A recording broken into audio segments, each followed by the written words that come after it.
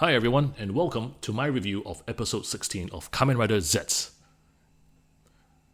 In episode 16, Nem gets captured by a wolf nightmare, and Baku finds out the dreamer is a nurse that used to work in the hospital where Nem disappeared from.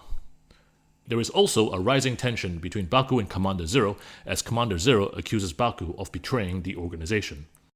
The wolf nightmare is rather unique, as it seems to be a copywriter with his own bike, like a twisted version of a Kamen Rider we sometimes see in previous shows. And I have a hunch this copywriter might play a larger role in some way. Baku eventually confronts Zero in this episode and asks him to reveal more about code in real life. Trust goes both ways. If Zero wants Baku's loyalty, Zero must also trust Baku. He agrees, provided Baku finishes the mission correctly. I really like this tension between Baku, Zero, and Nox. What is the truth? Who should Baku and us as the audience trust? Both Zero and Nox have shown to be hiding or concealing the truth, and both have been using Baku in their own way.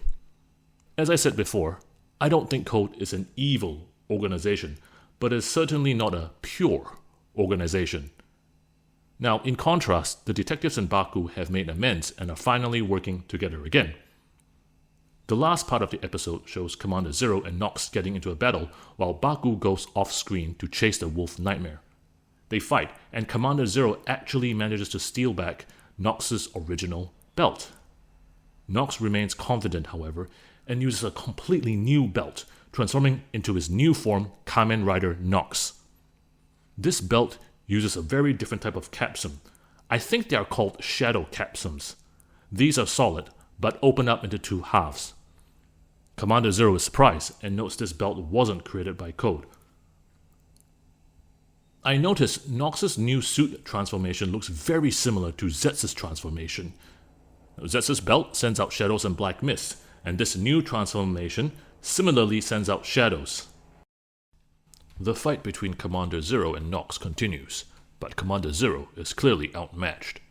At the end, Nox plunges his hand into the robot and pulls out a glowing yellow energy crystal capsule, while Commander Zero falls down and his robot body gets destroyed. So my question is, what is this yellow energy crystal? At first, I thought it was just a power source, but I have my suspicions. The preview of the next episode indicates Commander Zero seems to be out of action and missing because of the previous battle with Nox. Is Commander Zero actually the yellow crystal? If the crystal was just a power device, wouldn't Zero find a new way to contact Baku? In Kamen Rider Drive, we have Krim Steinbelt as an actual AI in the belt, and I'm actually wondering if the crystal might function the same, holding Commander Zero's mind or spirit. Anyway, I'm looking forward to seeing where this goes. See everyone next episode.